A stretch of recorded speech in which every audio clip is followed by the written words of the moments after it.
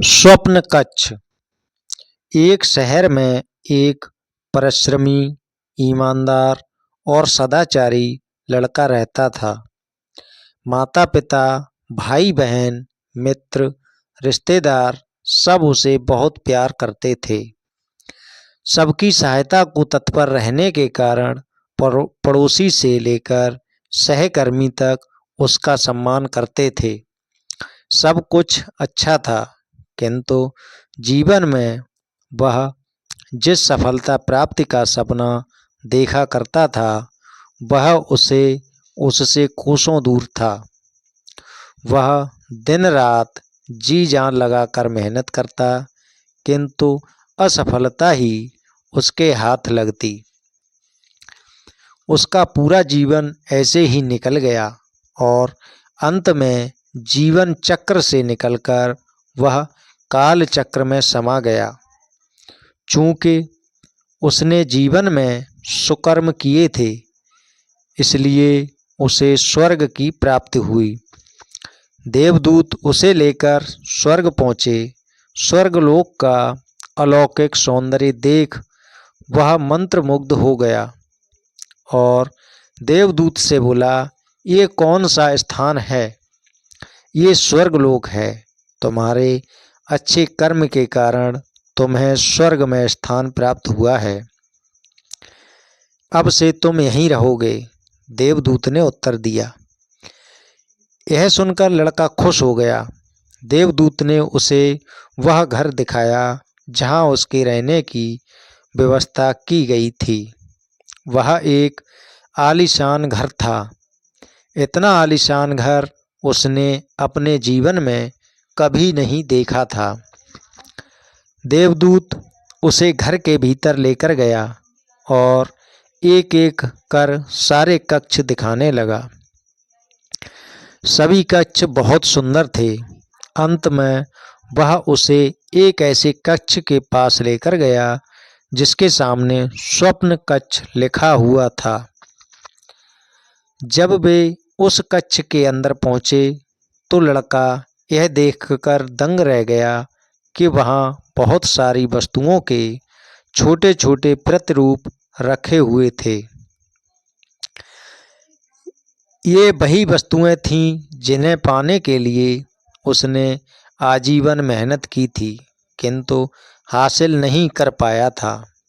आलीशान घर, कार, उच्चाधिकार का पद और ऐसी ही बहुत सी चीज़ें जो उसके सपनों में ही रह गए थे। वह सोचने लगा कि इन चीज़ों को पाने के सपने मैंने धरती लोक में देखे थे, किंतु वहाँ तो ये मुझे मिले नहीं। अब यहाँ इनके छोटे प्रतिरूप इस तरह क्यों रखे हुए हैं? वह अपनी जिज्ञासा पर नियंत्रण नहीं रख पाया और पूछ बैठा, ये सब यहाँ इस तरह, इसके पीछे क्या कारण है? देवदूत ने उसे बताया, मनुष्य अपने जीवन में बहुत से सपने देखता है और उनके पूरा हो जाने की कामना करता है, किंतु कुछ ही सपनों के प्रति वह गंभीर होता है और उन्हें पूरा करने का प्रयास करता है। ईश्वर और ब्रह्मांड मनुष्य के हर सपने पूरा करने की तैयारी करते हैं, लेकिन कई बार असफलता प्राप्ति से हताश होकर और कई बार दृढ़ निश्चय की कमी के कारण मनुष्य उस क्षण प्रयास करना छोड़ देता है जब उसके सपने पूरे होने वाले ही होते हैं। उसके वही अधूरे सपने यहाँ प्रतिरूप के रूप में रखे हुए हैं। तुम्हारे सपने भी यहाँ प्रतिरूप के रूप में रखे हैं। तुमने अंत समय तक हार न मानी होती तो उसे अपने जीवन में प्राप्त कर चुके होते।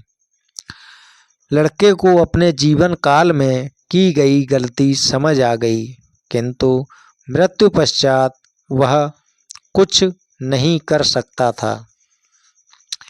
मित्रों, किसी भी सपने को पूर्ण करने की दिशा में काम करने के पूर्व यह दृढ़ निश्चय कर लें कि चाहे कितनी भी मुश्किल क्यों न आए, चाहे कितनी बार भी असफलता का सामना क्यों न करना पड़े, अपने सपनों को पूरा करने की दिशा में तब तक प्रयास करते रहेंगे जब तक वे पूरे नहीं हो जाते। अन्यथा समय निकल जाने के बाद यह मलाल रह जाएगा कि काश मैंने थोड़ा प्रयास और किया होता। अपने सपनों को अधूरा मत रहने दीजिए। दृढ़ निश्चय और अथक प्रयास से उन्हें हकीकत में तब्दील करके ही दम लीजिए।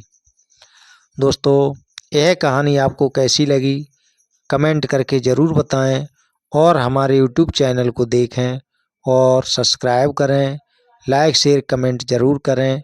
धन्यवाद।